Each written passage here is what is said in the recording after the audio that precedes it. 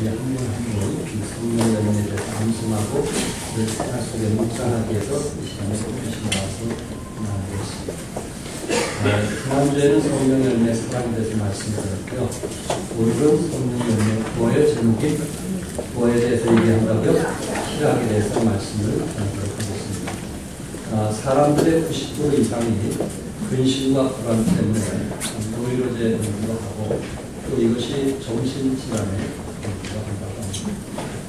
어떤 또 의학자는 모든 질병의 70% 이상이 근심과 불안 때문에 생긴다고 합니다. 그래서 여러분과 내가 병원에 가면 가끔 스트레스 때문에 오는 병이라고 얘기를 하는데 그 모든 것이 결국은 근심과 불안에서 오는 병이라고 생각합니다. 결국 이런 근심과 슬픔에 깊이 빠지다 보면 우울증에 걸리기도 하고 또한 이 우울증을 이제 치료하는 경우를 많이 보고 있습니다.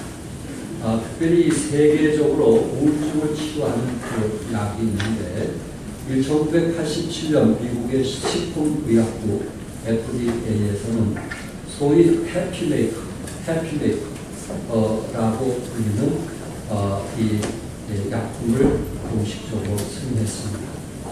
이 약물은 인간의 그 정서를 관장하는 신경 전달 물질인 세로토닌을 조절하는 작용을 합니다.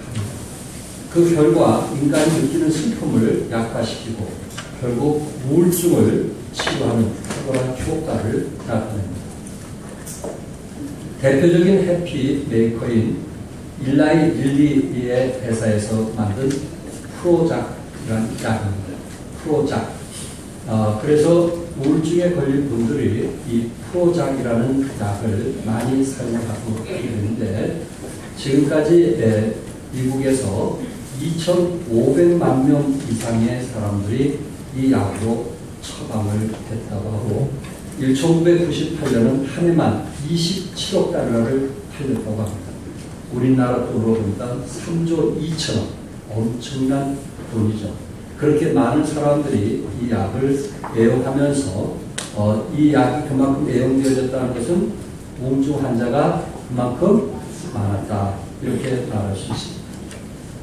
이 약이 더욱 유명해진 것은 영국의 다이애나 왕세자비가 남편과 불화 끝에 우울증에 시달릴 때 이 프로작이라는 약을 사용했다는 것이고 또 전 미국 부통령 엘 고라고 하는 분의 아내인 디퍼 고가 막내 아들이 교통사고로 불구가 됐을 때 아들을 너무 사랑하던 나머지 자절과 낙담 속에서 우울증에 걸리게 되었고 그래서 이 약을 복용했다고 합니다. 이 약은 11g짜리인데 이 알약을 먹으면 슬픔과 정서적인 고통을 실제로 줄이고 억제할 수 있는 그런 약으로 유명해서 사람들이 우울증에 걸린 사람들이 선호하게 되고 또 이 약의 이름을 해피메이커라 이 프로작이라는 그 약을 해피메이커라 결국은 이 약을 먹으면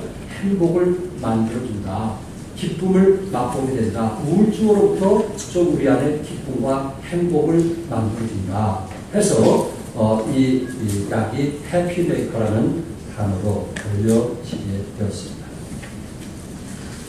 이 약은 어떻게 보면 우리가 행복보다는 슬픔을 줄여주고 또 우울증에 벗어나게 하는 도움을 주는 약일 것입니다. 그러나 특별히 이 약에 주의할 것은 부작용이 있다는 것입니다. 총기 난동 사건을 저지른 사람들, 사회에 무리를 일으킨 사람들 상당수가 이 약을 장기 복용하고 있는 중이라는 점입니다. 그러니까 자기 슬픔은 줄일 수 있을지라도 남의 슬픔을 만들어내는 부작용을 보이기까지 했다는 것입니다.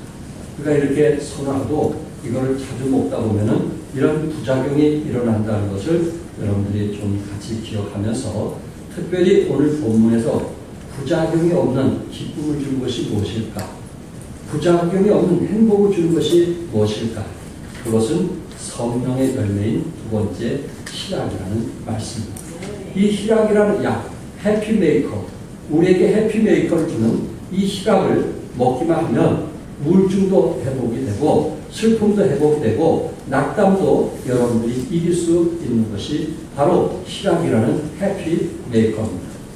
성경에 말하는 기쁨을 크게 두 가지로 말하는데 육신적인 기쁨을 쾌락이라고 합니다. 육신적인 기쁨은 뭐라고요? 쾌락. 이것은 일시적인 겁니다. 그런데 영적인 기쁨은 뭐냐면 희락이에요. 희락. 이것은 하나님이 우리에게 공급해 주신 거예요.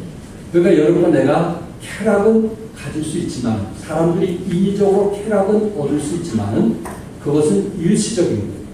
그러나 내가 자동차를 소유했다든지 집을 소유했다든지 돈을 좀 더 벌었다든지 했을 때 우리에게 그런 기쁨에 대한 쾌락이 있어요. 그러나 그 다음날 가서 돈을 덜 벌었다든지 자동차가 기스가 났다든지 이랬을 때는 오히려 우리는 좌절하고 낙담하게 됩니다. 해피메이커가 순간순간 바뀌게 된다는 것입니다. 오늘 이 시간에 여러분과 내가 부작용을 일으키는 그런 약을 제가 소개하려고 하는 것이 아니고 부작용이 없는 해피메이커 바로 희락이라는 것을 여러분과 말씀 통해서 함께 나누고 하는데 그렇다면은 우울증으로 치료하는 해피메이커인 이 약보다 프로작보다 더 좋은 약이 성경에 무엇인가? 그것은 뭐라고 했어요? 지금 희락이라고 했어요. 그럼 이 희락이라고 하는 것을 어떻게 얻을 수 있는가? 세상의 쾌락은 일시적이지만 희락이라고 하는 것은 영원한 거거든요. 우리가 어떤 슬픔과 아픔과 고통과 사업이 망하던 어떤 환경에 어려움이 있던 자식이 어려움을 당하던 이 해피메이커는 누구든지 빼앗을 수가 없는 것이거든요. 영원한 거거든요. 그렇다면 이 영원한 것을 누가 얻을 수 있는가? 성령의 열매인 이 희락을 누가 얻을 수 있는가 하는 것입니다. 첫째는 이 희락인 해피메이커는 구원받은 사람에게 주는 것입니다. 성경에서 말하는 성령의 열매인 희락은 누구만 얻을 수 있다고요? 구원받은 사람이 이 거룩한 기쁨을 얻을 수가 있습니다. 성도 여러분, 이 희락이라고 하는 것은 쾌락은 소유에서 얻는 거라면 세상의 쾌락, 기쁨은 소유에서 얻는 것이라면 희락은 소유에서 얻는 것이 아니고 존재에서 얻는 거예요. 존재. 하나님이 우리에게 주시는 거예요. 존재를 통해서 얻어지는 것입니다. 희락의 열매 반대는 슬픔이 아니라 세상 쾌락입니다. 세상은 가진 자들이 즐기면서 살아가는 것이 기쁨이라고 합니다. 그러나 세상의 쾌락은 조건적이고 감각적이고 일시적인 것으로 헛될 뿐입니다. 그래서 누구보다도 세상에 많은 부귀와 영혼을 누렸던 솔로몬은 마지막 그는 뭐라고 했냐면은 인생은 헛되고 헛되며 모든 것이 헛되도다. 이렇게 전도서 1장 2절에 고백하고 있습니다. 성도가 맺는 이 성령의 열매, 이것은 하나님과 사람으로 인해서 맺어진 열매인데 비록 아무것도 없을지라도 비록 모든 것을 잃었을지라도 비록 내가 지금 현재에서 모든 것을 포기한 상태에 있을지라도 이 희락은 어느 누구도 뺏어갈 수 없습니다. 그건 한번 우리에게 오면 영원한 거예요. 하나님이 주신 그 기쁨은 누구도 뺏어갈 수가 없어요. 그래서 핍박 속에서도 찬송이 나오게 되고 그리고 정말 모든 것을 잃었던 그런 상황 속에서도 우리는 하나님께 영광을 돌리게 됩니다. 내 평생 가는 길 찬송하시죠? 내 자녀를 배를 타고 가다가 풍랑을 맞아서 내 자녀를 잃게 되었어요. 그러나 그 잃은 장소로 다시 그 배가 그곳에 도착했을 때 선장이 이곳에서 당신의 자식을 이룬 것입니다 했을 때 그분이 거기에서 시가 떠왔는데 내 평생 가는 길, 평안의 평안에 그 시를 쓰게 되었습니다. 어떻게 자식을 잃은 속에서 이런 시가 나올 수 있을까? 그것은 세상이 주는 기쁨이 아닌 하나님이 주신 희락 때문에 오히려 그 영혼을 하나님 품 안에 데려간 사실로 인해서 감사하면서 내 평생 가는 길 찬송의 시를 쓰게 되었습니다. 성도 여러분, 여러분과 내가 어떻게 이런 희락을 얻을 수 있을까요? 데살로니가전서 5장 16절에 보면 아주 유명한 말씀이 있어요. 거기에 보면 항상 뭐하라 했어요? 기뻐하라. 쉬지 말고 뭐하라 했어요? 범사에 뭐하라 했어요? 감사하라. 이것이 하나님이 우리에게 주신 명령입니다. 그 중에 항상 뭐하라? 기뻐하라. 항상 기뻐하라. 때로 내가 애를 잃을 수도 있고, 또 자식들이 이번 수능 시험에 못 볼 수도 있고, 때로 내가 병으로 고통을 당할 수도 있는데, 또 내 사업에 어느 순간 분노가 날 수도 있는데, 어떻게 우리가 항상 기뻐할 수 있는가? 어떻게 기뻐할 수 있는가? 우리는 퀘션 마크예요. 세상의 쾌락으로 생각한다면 이것은 항상 기뻐할 수 있는 것은 우리에게 불가능한 것입니다. 그런데 성경은 이 부분에 대해서 우리에게 비밀을 가르쳐주고 있습니다.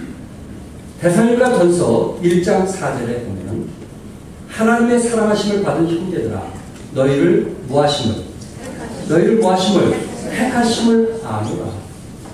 우리는 사업이 조금 잘 되고 못 되는 것에 따라서 고민하고 근심하는 것이 우리의 모습이에요. 왜냐하면 그 사람은 돈의 마음이 있기 때문에 그렇습니다. 그러나 희락이라고 하는 것은 내가 잘 되고 못 되고 그것 때문에 좌지우지 되는 것은 아니라는 거예요. 그것을 하나님이 우리에게 해피메이커로 우리에게 주신 것인데 그것은 누구에게 주시는 거냐면은 하나님께서 너희를 택하신다. 모든 사람을 하나님께서 이 세상에 있는 모든 사람을 택했지만 그 가운데 예수님을 개인의 구세주로 영접한 그 사람이 바로 이 희락을 얻을 수가 있습니다.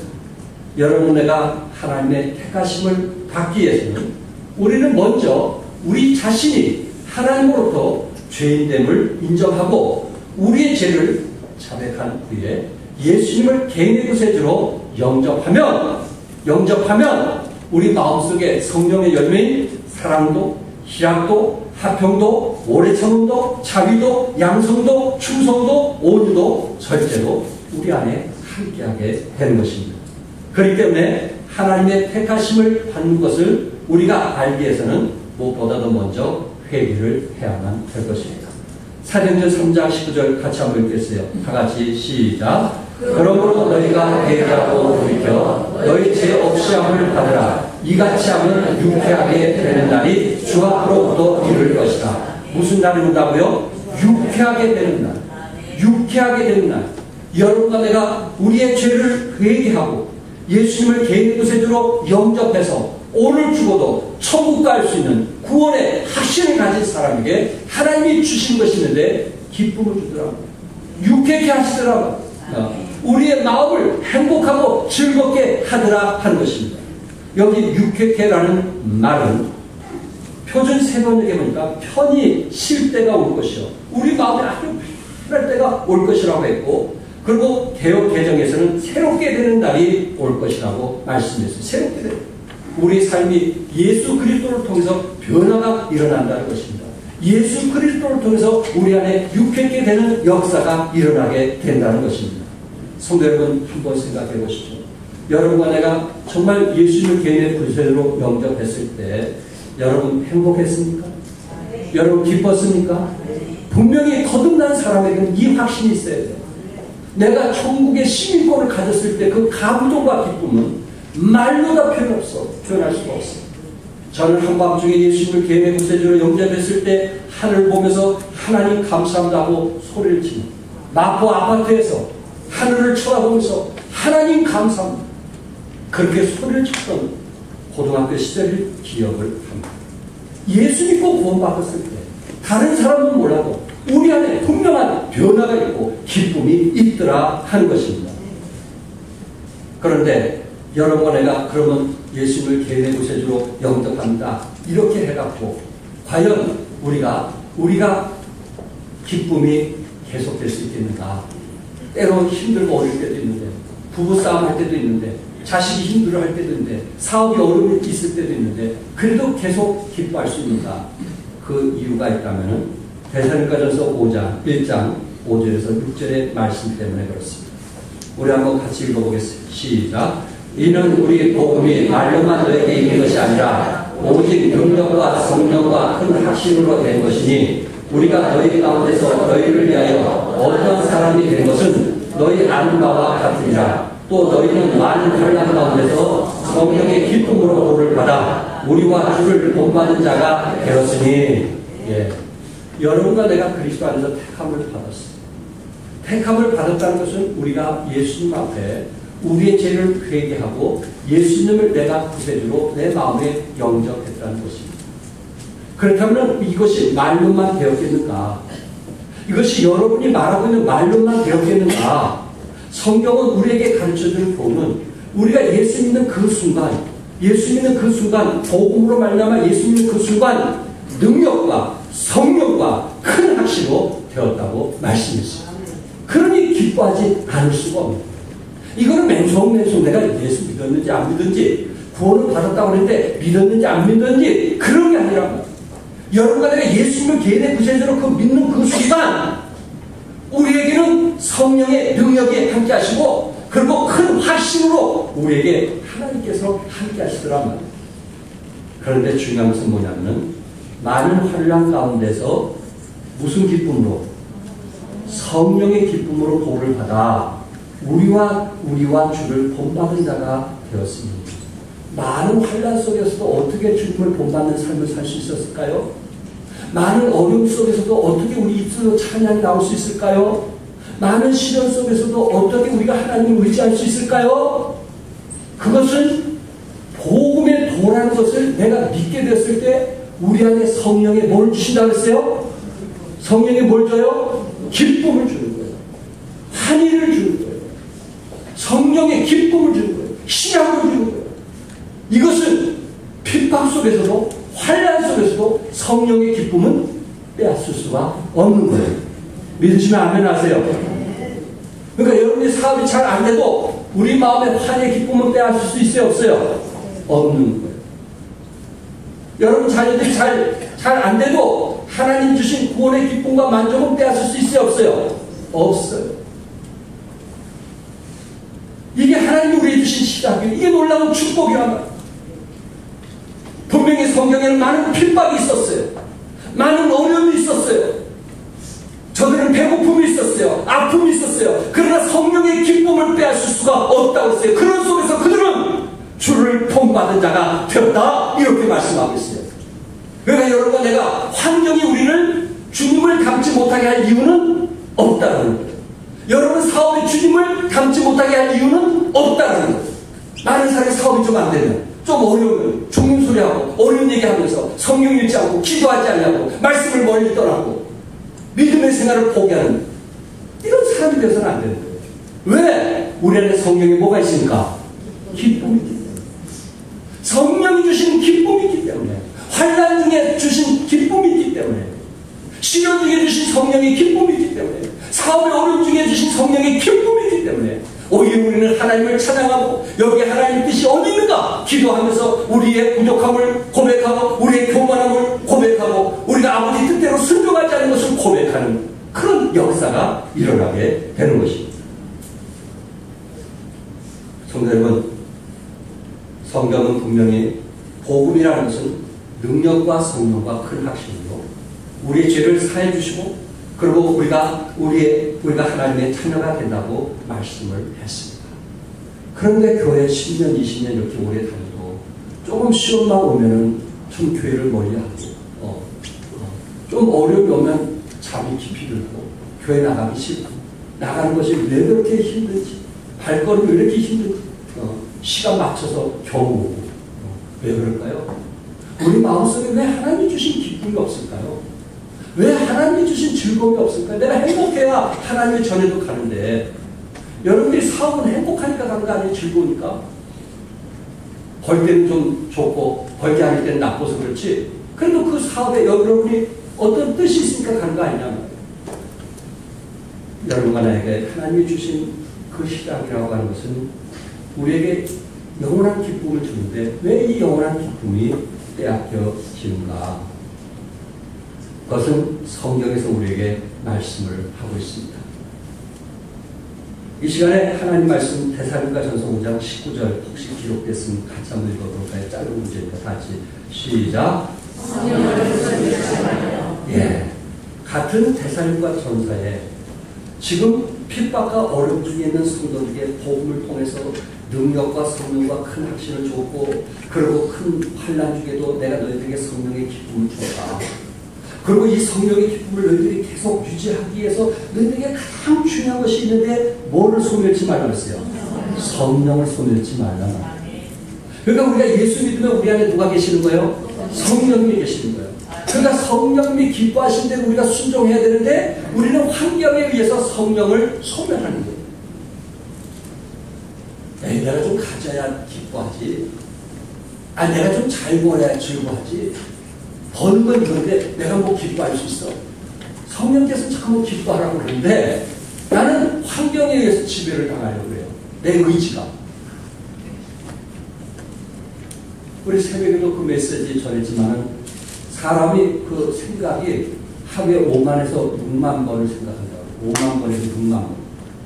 대단한 거 아니에요?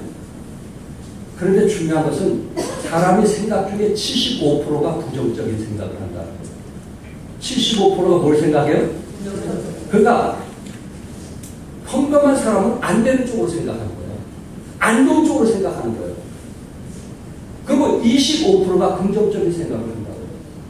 그러니까 우리의 믿음 없이는 우리는 긍정적으로 생각할 수 있어요? 없어요? 없는 거예요. 성령께서 우리에게 기쁨을 줘도 우리가 환경에 의해서 부정적인 이미 우리 옛성, 죄성이라고 하는 것이 부정적인 사람이다 보니까 우리는 안 좋은 쪽으로만 참만 생각하는 거예요. 내세. 이걸 좀 긍정적으로 좋은 쪽으로 생각하면 참 자기도 기쁘고 행복할 건데 내세 안 좋은 쪽으로 생각하는 거예요. 이게 우리 옛성입니다. 그러나 하나님께서 성령의 기쁨을 주신 것을 믿으시기 바랍니다. 긍정적으로 생각하시고 아, 여기 하나님의 뜻이 어디 있을까? 하나님이 나를 통해서 무엇을 하기를 원하십니까? 이런 마음. 그랬을 때 우리의 구원이 다시 회복이 되면서 성령의 기쁨이 있게 되고 내 생활과 환경과 관계없이 우리는 승리하는 삶이 살게 될 것입니다. 두 번째는 희락인 해피메이커는 기도하는 사람에게 주는 것입니다. 어느 사람에게 준다고요? 기도하는 사람. 기도하는 사람에게 늘 이런 행복과 기쁨이 있어요. 기도하지 않은 사람은 늘 불평과 원망. 여러분 주위 한번 보세요. 부부 생활 한번 보세요.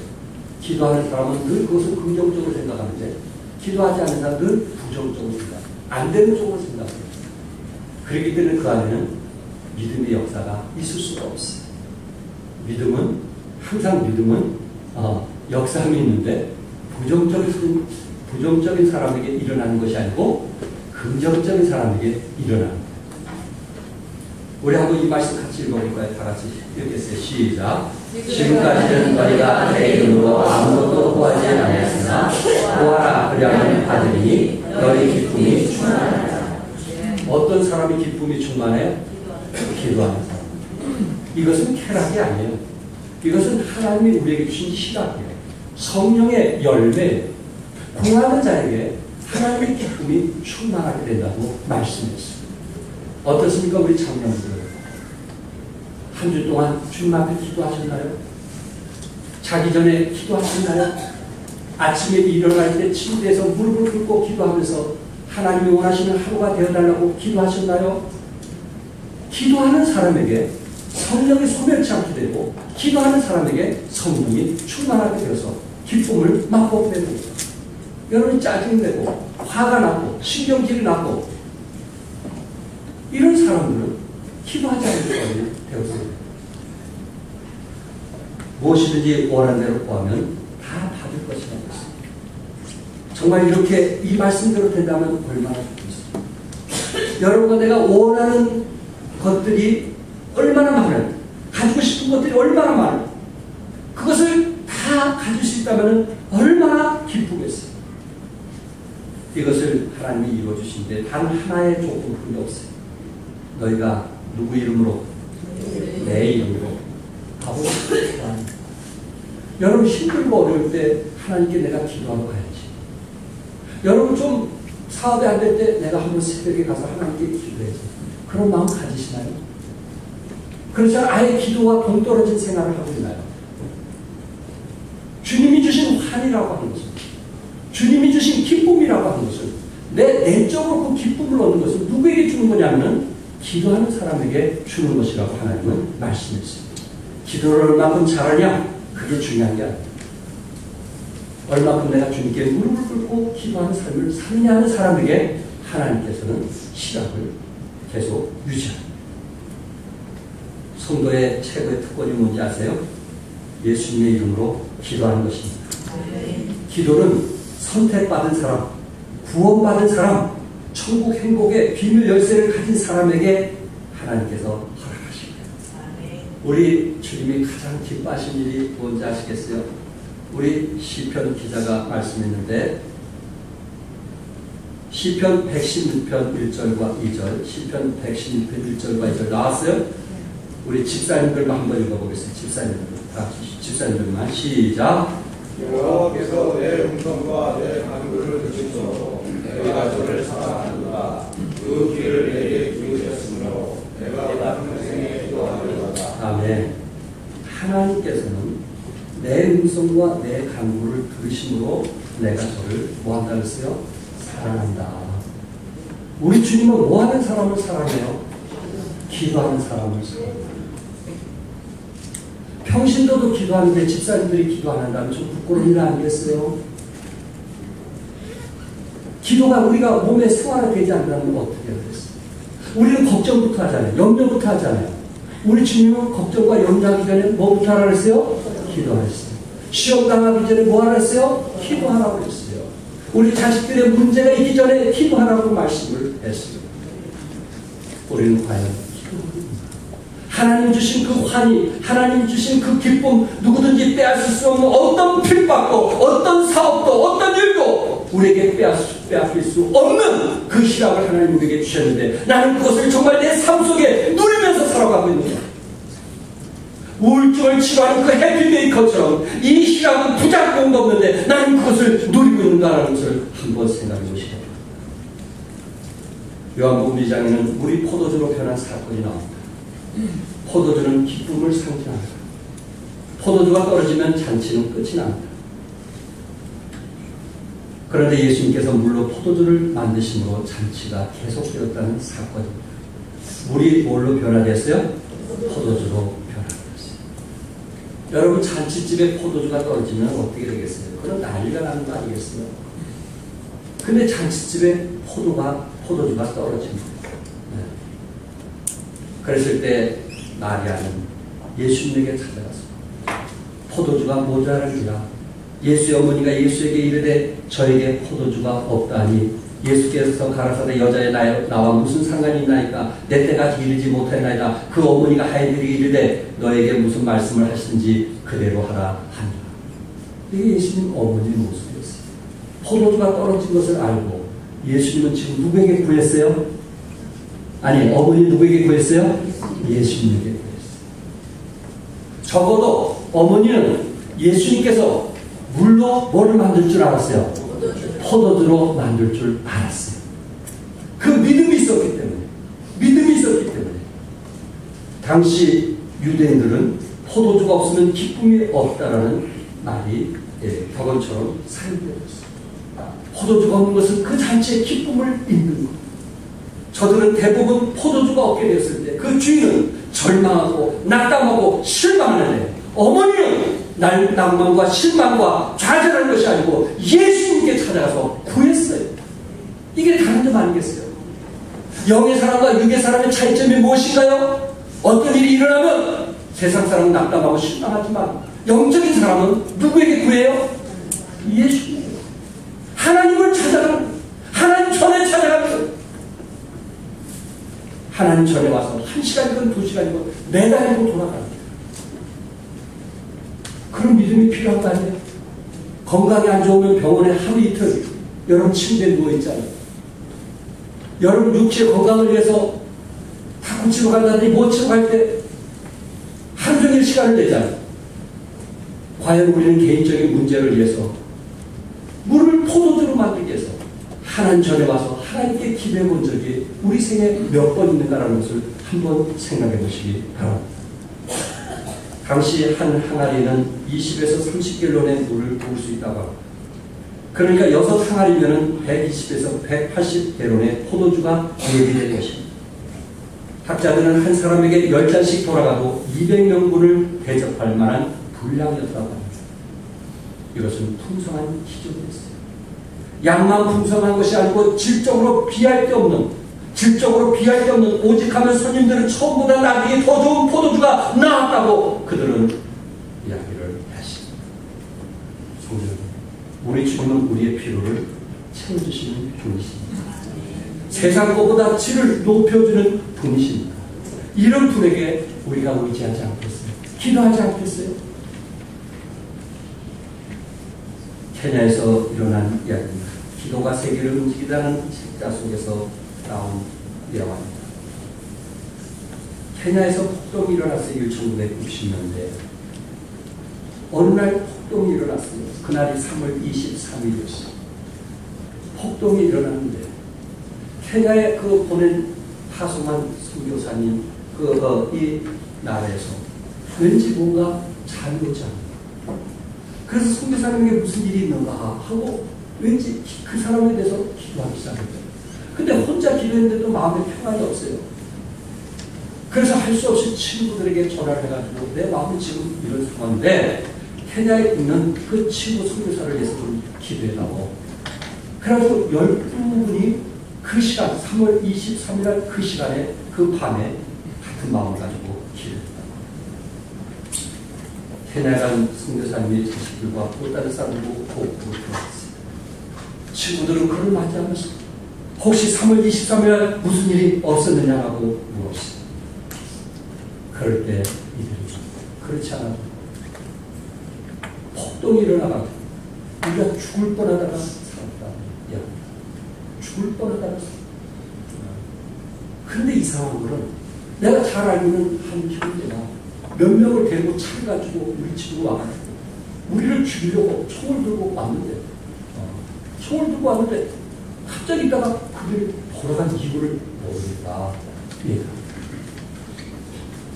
나중에 케냐에 있는 그 친구들에게 물어봤더니 그날 밤에 선교사님의 돈을 뺏어가려고 우리가 쳐들어왔는데 폭동이 일어났으니까 선교사님 돈이 많기 때문에 쳐들어왔는데 12명이 총을 두고 자기들을 겨냥하고 있더래요.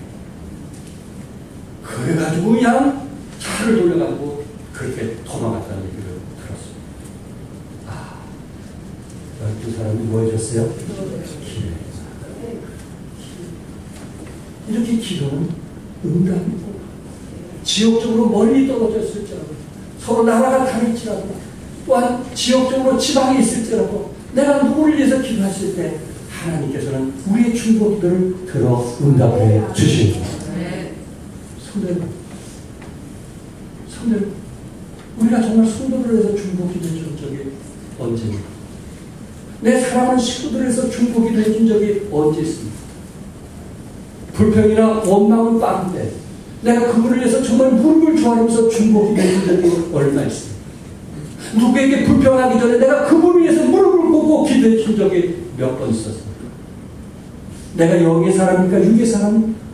어떤 사람이 우리 마음속에 환희 기쁨을 하나님이 주신다고 말씀했어요. 아버지께 구하는 사람, 중보기도하는 사람, 그 사람에게는 하나님께서 우리에게 영원히 식지 않는 환희의 기쁨을 주신다고 말씀했고 우리 삶에 어떤 고통과 아픔이 있다 할지라도 그 기쁨은 영원할 것이라고 말씀을 했습니다. 헨리 불백이 쓴 시 중에 그것이 곡으로 돼서 복음성가를 나왔는데 찬송이 이렇습니다. 괴로울 때 주님의 얼굴 보라 평화의 주님 바라보아라 세상에서 시달린 친구들아 위로의 주님 바라보아라 눈을 들어 주를 보라 내 모든 염려 주께 맡겨라 슬플 때에 주님의 얼굴 보라 사랑의 전이 안식